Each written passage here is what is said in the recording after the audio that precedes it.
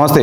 గాంధీ సరోవర్ తెలంగాణ రాష్ట్రంలో నడుస్తున్న మళ్ళా కొత్త నాటకం ఒకటి. తెలంగాణ రాష్ట్ర ప్రజల ఆలోచన దారి మళ్లించనీకే, తెలంగాణ రాష్ట్ర ప్రజల చూపు దారి మళ్లించనీకే, అభివృద్ధిని అడుగుతారేమో, ఇజ్జత్ తీసారేమో, చెప్పులతో దాడి చేశారు అని చెప్పేసి వాళ్ళ ఆలోచన విధానాన్ని దారి మళ్లించనీకే రేవంత్ రెడ్డి గారు ఆడుతున్న ఒక కొత్త నాటకం మళ్ళీ ఇది ఒక గాంధీ సరోవర్. గాంధీ గారికి విరుద్ధంగానో, గాంధీ గారిని విమర్శించే విధంగానో నేను మాట్లాడట్లేదు. ఇప్పుడు ఈ గాంధీ సరోవర్ అనే ఒక కొత్త కార్యక్రమం మీద 50 ఎకరాల ల్యాండ్ అక్వైజేషన్ కోసము ప్రయత్నం చేస్తారు. కొత్త నోటిఫికేషన్ రిలీజ్ చేశారు. ఆయన 50 ఎకరాల పరిసరాల్లో మధు పార్క్ రిడ్జ్ అని చెప్పేసి ఒక అపార్ట్మెంట్ ఉంది. అపార్ట్మెంట్ కూడా నోటీస్ ఇచ్చారు. అక్కడ ఇంచుమించు 450 నుంచి 500 ఫ్యామిలీస్ అక్కడ నివసిస్తున్నాయి. అక్కడ సొంత ఇల్లు కట్టుకున్నారు వాళ్ళు, అపార్ట్మెంట్ లో ఇల్లు కొనుక్కున్నారు వాళ్ళు వాళ్ళ కష్టార్జితంతో.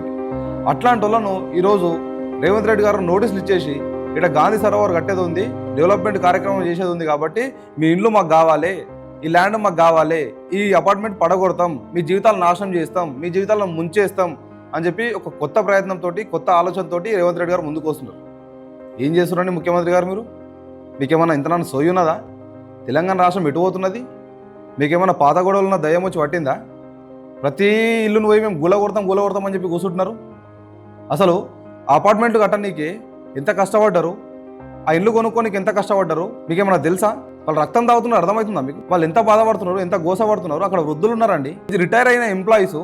ప్రశాంతంగా వాతావరణం ఉన్నది, ఇక్కడ బతుకుదాం 4 రోజులు, 4 బుక్కలు తిని ఇక్కడ బతుకుదాం ప్రశాంతమైన వాతావరణంలో అని చెప్పేసి అక్కడ కొనుక్కొని వాళ్ళ కష్టాజీతంతో కొనుక్కున్న ఆ అపార్ట్మెంట్ను ఈరోజు ఆలోచన లేకుండా, సెకండ్ థాట్ లేకుండా వచ్చి మేము గాంధీ సరోవర్ కడతాం కాబట్టి మేము ఈ అపార్ట్మెంట్ గుల కొట్టేస్తాం, మీ జీవితాలు నాశనం చేసేస్తాం, మీ జీవితాలను మూసి నదిలో తొక్కేస్తామని చెప్పేసి మీరు మాట్లాడితే ఇంతనంటే సోయున్నట్ట? ఒక రాష్ట్ర ముఖ్యమంత్రిగా మీరు ఏమైనా పనిచేస్తున్నట్ట? మానవత్వ భావాలతో మీరు ఏమైనా పనిచేస్తున్నారా?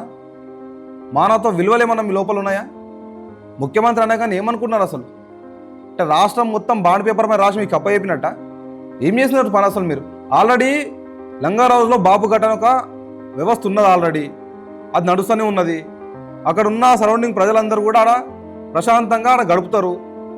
బాబు ఘట్లో సాయంత్రం అయితే జాకింగ్లు చేస్తారు. అక్కడ అంత ప్రశాంతమైన వాతావరణం ఆల్రెడీ అక్కడ ఉన్నది, దాని పక్కన నుంచే మూసిపోతున్నది.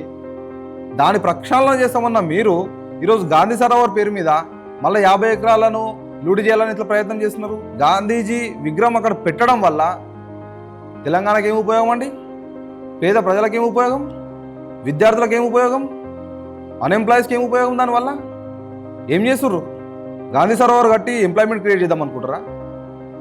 గాంధీ సరోవర్ కట్టి పేదరిక నిర్మూలన చేద్దాం అనుకుంటారా? ఏం చేద్దాం అనుకుంటారు? గాంధీ సరోవర్ కట్టి అక్కడ ఇంచుమించు 450 నుంచి 500 కుటుంబాలు రోడ్డున పడుతున్నాయి ఈరోజు. వాడికి సమాధానం ఎవరు చెప్పాలి?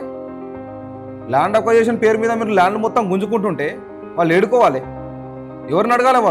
వాళ్ళు ఎవరిని ఆశ్రయించాలి? ఇంకా మీరు విచ్చలవిడిగా నోటీసులు ఇచ్చుకుంటూ పోతుంటే మీ ఇష్టరాజ్యం అనుకుంటున్నారా తెలంగాణ రాష్ట్రం అంటే? తెలంగాణ రాష్ట్రం పోతే మీకు బాండ్ పేపర్ మీద అప్పయ్యారు అనుకుంటున్నారా? డెవలప్మెంట్ కార్యక్రమాలు ఒక రోడ్ వేస్తున్నారా? ఒక రోడ్ వేసే తీసేస్తున్నారా? ఒక స్కూల్ కడితే తీసేస్తున్నారా? ఒక రీహాబిలిటేషన్ సెంటర్ కడుతున్నారా? అక్కడ పేద ప్రజల వైద్యం కోసం ఏమన్నా ఒక పెద్ద హాస్పిటల్ కడుతున్నారా? ఎవరికి ఉపయోగం అండి గాంధీ సరోవర్ వల్ల? ఏమన్నా అర్థమవుతుందా మీకు? ఇది మార్చుకోండి. ఈ ఆలోచన విధానం కరెక్ట్ కాదు. మిమ్మల్ని తెలంగాణ రాష్ట్ర ప్రజలు ఎన్నుకున్నది విగ్రహాలు కట్టడం కోసం కాదు, తెలంగాణ పేద ప్రజల బతుకులు మారుతారని చెప్పేసి మేము తెలంగాణ రాష్ట్ర ప్రజలు ఎన్నుకున్నారు. ఈరోజు తెలంగాణ రాష్ట్ర ప్రజలంతా కూడా చైతన్యంతో ఉన్న వాళ్ళు, చదువుకున్న వాళ్ళు ఎవరు కూడా మిమ్మల్ని మీ అవకాశాన్ని, మీ పార్టీని కానీ మీ పాలన కానీ కోరుకోలేదండి. పేద ప్రజలు ఇందిరమ్మ రాజ్యం వస్తుంది, ఇందిరమ్మ రాజ్యం అంటే ప్రతి పేదోనికి న్యాయం జరుగుతుందని చెప్పేసి ఆలోచనతో మిమ్మల్ని ఎన్నుకున్నారు, కాంగ్రెస్ పార్టీ కోటేసారు. అట్లాంటి పేద ప్రజల నోట్లనే ఈరోజు మన్ను కొడుతున్నారు మీరు. పేద ప్రజలను మిమ్మల్ని పట్టించుకుంటున్నారు అసలు? విద్యార్థుల బతుకులు ఏమైపోతున్నాయి? రైతుల బతుకులు ఏమైపోతున్నాయి? అన్ఎంప్లాయీస్ బతుకులు ఏమైపోతున్నాయి? సరైన విద్య అందుతున్నదా? సరైన వైద్యం అందుతున్నదా? సరైన ట్రాన్స్పోర్టేటివ్ ఫెసిలిటీ ఉన్నదా? రోడ్ల వ్యవస్థ ఎట్లున్నది? వీటిపైన ఆలోచన మానేసి ఎంతసేపు విగ్రహాలు కట్టుకుంటూ పోతా అని చెప్పేసి మీరు మాట్లాడుతున్నారు, మీరు చేస్తున్నారు పనులు. మీకన్నా కొంచెం ఏమన్నా ఉందా అసలు? కనీసం మీరు ఇంట్లో పోయి కూర్చున్నప్పుడు అద్దం ముందు కూర్చుంటే మీకన్నా తెలుస్తుంది కదా, మీ అంతరాత్మనైనా మీకు చెప్తుంది కదా మీరు ఏం చేస్తారు డెవలప్మెంట్ కార్యక్రమాలు అనేది. కంపెనీస్ పేరు మీద అనేక రకాల ట్రిప్పులు పోతున్నారు, మీరు విలాసవంతమైన జీవితం గడుపుతున్నారు. కానీ తెలంగాణ రాష్ట్ర ప్రజల బతికేమైపోతున్నది? తెలంగాణ పేద ప్రజల బతికేమైపోతున్నది? వీటిపైన ఆలోచన మానేసి ఇంతకుముందు అసలు తెలుగు తల్లి విగ్రహం మార్చాల్సిన అవసరమే లేకుండే, తెలంగాణ తల్లి విగ్రహం మార్చాల్సిన అవసరమే లేకుండే, అయినా మార్చిర్రు. ఎందుకు? ఎవరికి ఉపయోగం దానివల్ల? ఇప్పుడు తెలంగాణ తల్లి ముందున్న విగ్రహం వల్ల ఎవరికైనా నష్టం జరిగిందా? ఇప్పుడు తెలంగాణ తల్లి విగ్రహం మళ్ళీ పెట్టిర్రు, దానివల్ల ఎవరికి లాభం జరిగింది? ఎంత సొమ్ము దాని వల్ల కాల్ చేసిరు మీరు ఖజానాల నుంచి. ఏం చేసారు అసలు మీరు? తెలంగాణ రాష్ట్రం వచ్చిన తర్వాత రాష్ట్రానికి అధికారికంగా టీఎస్ అని ఉండే, దాన్ని మళ్ళీ మీరు వచ్చిన తర్వాత టీజీ చేసిరు. దానివల్ల ఎన్ని లక్షల కోట్లు మళ్ళా కుంభకోణం జరిగింది. ఇప్పుడు ఎన్ని లక్షల కోట్లు కింద మీద అయిపోయినాయి, ఖజానాల నుంచి ఖాళీ అయిపోయినాయి. పోలీస్ వాహనాలకు స్టిక్కర్ పేరు మీద 50-60 కోట్లు తీసేస్తున్నారండి. ఏం చేస్తున్నారు అసలు? వందల కోట్లు, వేల కోట్లు ప్రజాధనాన్ని వృధా చేసుకుంటా మీరు ఎవరికి ఒత్తాసుగా పలుకుతున్నారు, ఎవరికి ఒత్తాసుగా పనిచేస్తున్నారు మీరు? ఇది మారాల్సిన అవసరం ఉన్నది. తెలంగాణ రాష్ట్ర ప్రజలు మీరు మారాలి ఫస్ట్. దీనిపైన తెలంగాణ రాష్ట్ర ప్రజలు ఆలోచన చేయాలి, ఖచ్చితంగా దీన్ని ఖండించాలి. ఎందుకంటే అలా పేద ప్రజలు పాపం వాళ్ళు ఎంప్లాయీస్ 30-40 సంవత్సరాల సర్వీస్ చేసి ఆ రిటైర్మెంట్ వచ్చిన డబ్బులతోటి ఇల్లు కట్టుకొని అక్కడ కొని ప్రశాంతంగా బతుకుదాం 4 రోజులు అనుకున్న అట్లాంటి వ్యక్తులను ఈరోజు రాత్రికి రాత్రి నోటీసులు ఇచ్చేసి మీ ఇల్లు గూలగొట్టేసినాం, ఇక్కడ గాంధీ సరోవర్ కడతాం, దానివల్ల దేశం మీద ఉద్ధరించిపోతుంది, లేకపోతే తెలంగాణ రాష్ట్రం ఏదో సుభిక్షంగా మారిపోతా అని చెప్పేసి ప్రయత్నం ఏదైతే రేవంత్ రెడ్డి గారు చేస్తుర్రో ఇది సరైన పద్ధతి కాదు. ఇది మార్చుకోవాలి. దానివల్ల తెలంగాణ రాష్ట్రానికి వచ్చే ఉపయోగం లేదు, పేద ప్రజలకు జరిగే న్యాయం లేదు, విద్యార్థులకు జరిగే న్యాయం లేదు. అక్కడ ఉన్న పలంగా 450 నుంచి 500 కుటుంబాలు రోడ్డు పాలన చేస్తామంటే తెలంగాణ రాష్ట్ర ప్రజలు చూస్తూ ఊరుకోరు. ముఖ్యంగా వాళ్ళు ఎవరైతే ఆ మధు పార్క్ బ్రిడ్జ్లో అపార్ట్మెంట్లలో నివసిస్తున్న ప్రజలు ఎవరైతే ఉన్నారో వాళ్ళ ఉసురు మీకు ముడుతుంది ఖచ్చితంగా. మీరు ఒకవేళ ఇదే చర్య ముందుకు తీసుకుపోయినట్టయితే మాత్రం ఖచ్చితంగా 500 కుటుంబాల ఉసురు మీకు తలుగుతుంది. తెలంగాణ రాష్ట్రం కోసం మీరు ముఖ్యమంత్రి అయ్యింది తెలంగాణ రాష్ట్రాన్ని సుభిక్షంగా ఉంచడం కోసము. ఆ రోజు గాంధీ గారు నూలుపోగు బట్టలతోటి తిరిగిండండి. ఎవరి కోసం తిరిగిండి? అది పేద ప్రజల లోపల నేను కూడా ఒకరిని, వీళ్ళ లోపు కలిసే నేను కూడా ఉంటా అని చెప్పి చూపించడం కోసమే నూలుపోగులతో తిరిగిండు. అట్లాంటిది ఈరోజు గాంధీ గారు అడిగిరా నా విగ్రహం కట్టడం కోసం 450 నుంచి 500 కుటుంబాలను రోడ్డు పాలు చేయండి, 500 కుటుంబాలను తుంగలో దొక్కేసేయండి, 500 కుటుంబాలను రోడ్ల పడేయండి అని చెప్పేసి గాంధీ గారు ఏమైనా అడిగిరా? పేద ప్రజల కోసం కదా గాంధీ గారు ఆ రోజు పోరాటం చేసింది, స్వతంత్రం కోసం. ఆ ధోతి మీద పంచ కట్టుకుని ఎందుకు తిరిగిండు? పేద ప్రజల్లాగా నేను కూడా కనిపించాలనే కదా. మరి అదే పేద ప్రజలను ఈరోజు మీరు ఎట్లా అన్యాయంగా మీరు రోడ్ల పడేస్తారని గాంధీ గారు అడిగిరా మీకు?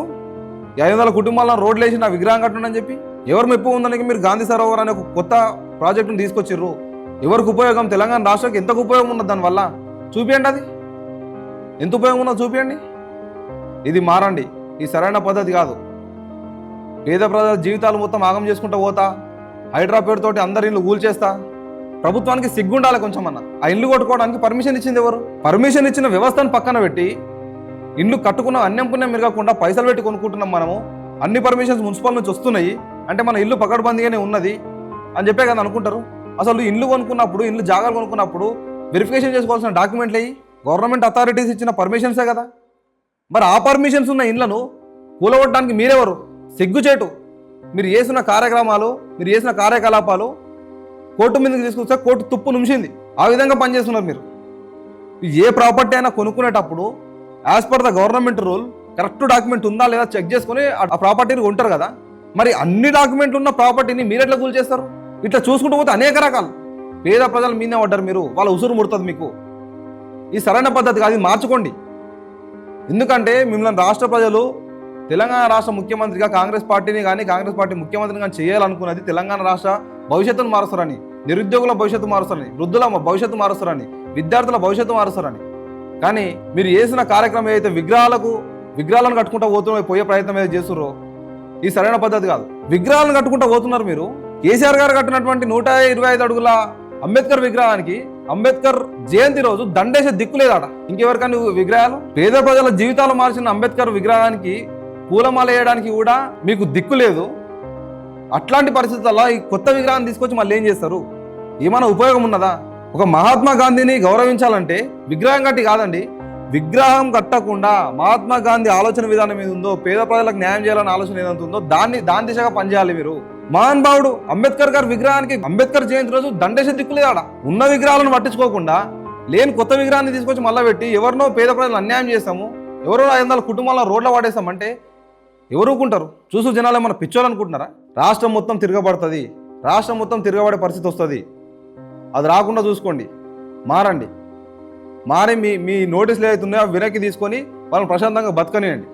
ఇంకా చాలా ప్లేసెస్ ఉన్నాయి, చాలా భూమి పాడుపడ్డాయి. ప్రభుత్వ భూములను దున్నపోతులు వేసినట్టు మేస్తున్నారు. వాటిని కాపాడండి ఫస్ట్.